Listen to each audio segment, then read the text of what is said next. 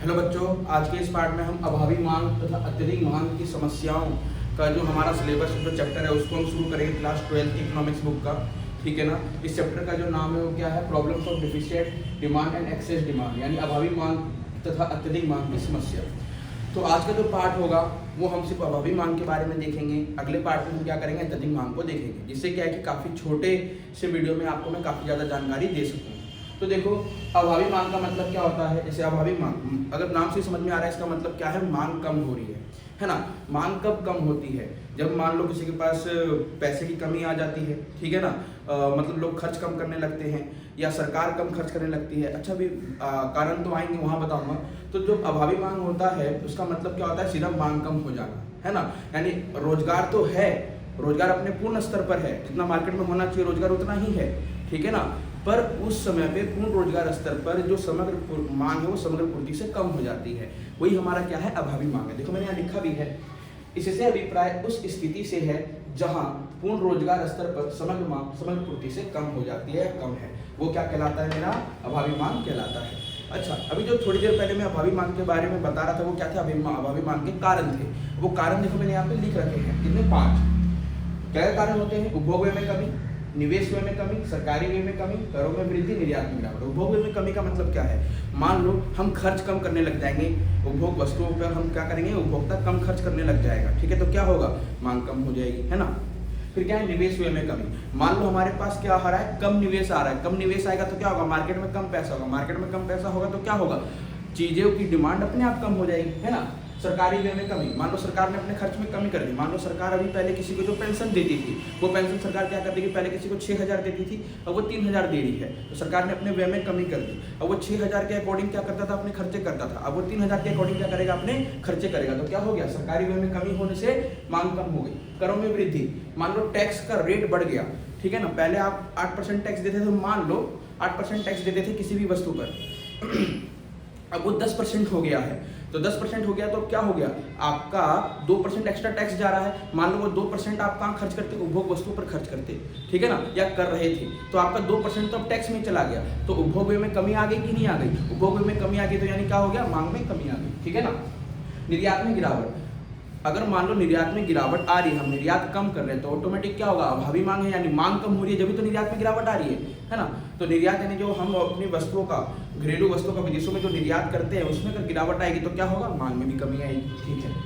अभी मांग के उपाय क्या है, देखो मैंने यहाँ 3 उपाय लिखे हैं, इसके अलावा और भी उपाय हो सकते हैं। मेरे को सबसे ज्यादा अच्छे उपाय लगे हैं ये 3। आपके बुक में जो इसके अलावा और 3 दिखे उसको आप लिख लेना, ठीक है ना।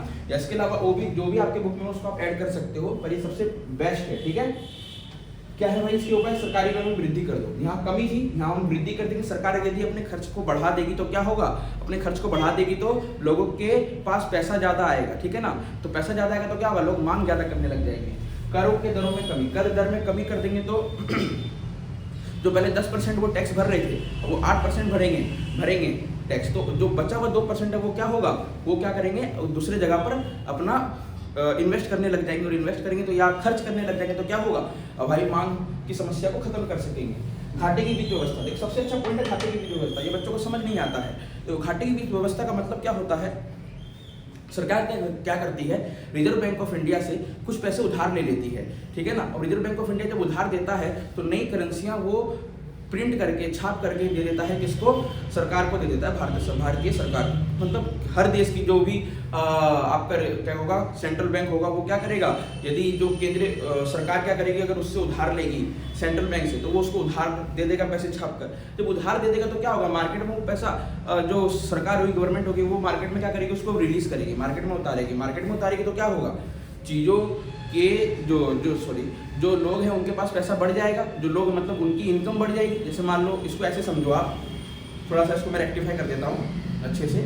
मान लो सरकार ने क्या कर दिया अपनी, जैसे अभी कोरोना के समय में सरकार ने क्या बोला था, मैं मार्केट में, मोदी जी ने, कि 20 लाख करोड़ रुपए क्या कर रहा हूँ, निवेश कर रहा हूँ मार्केट में। तो 20 लाख करोड़ रुपए जो निवेश किए मोदी जी ने, जो ऐलान किया था कोरोना के समय पे, उससे क्या हो गया, कोरोना के समय में भी जो लोग थे, जो बिजनेसमैन थे, उनके पास जब पैसा आया तो उन्होंने क्या कर दिया, अपने पास लेबर बुलाना शुरू किया, ठीक है ना।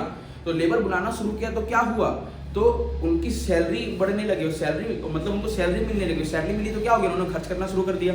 जो आपका मांग नहीं हो रहा था कोरोना के समय पर, उस समय मांग होने लग गया, है ना। ठीक है, तो ये क्या है, घाटे की वित्त व्यवस्था। यानी इसमें सरकार क्या करती है, सरकार रिजर्व बैंक से पैसा उधार लेती है, उधार लेकर मार्केट में पैसा उतारती है, मार्केट में पैसा उतारती है तो इसमें क्या होता है, समग्र मांग में वृद्धि हो जाती है। ठीक है, अब आ रहा है अभावी मांग के प्रभाव क्या पड़ेंगे भाई। अभावी मांग के जो प्रभाव होते हैं, जैसे पहले उत्पादन पर प्रभाव, मान लो मांग कम है तो क्या होगा, अनवांटेड आपका क्या होने लग जाएगा, स्टॉक में इंक्रीज आपको दिखने लगेगा, यानी आपके अवांछित स्टॉक में वृद्धि हो जाएगी।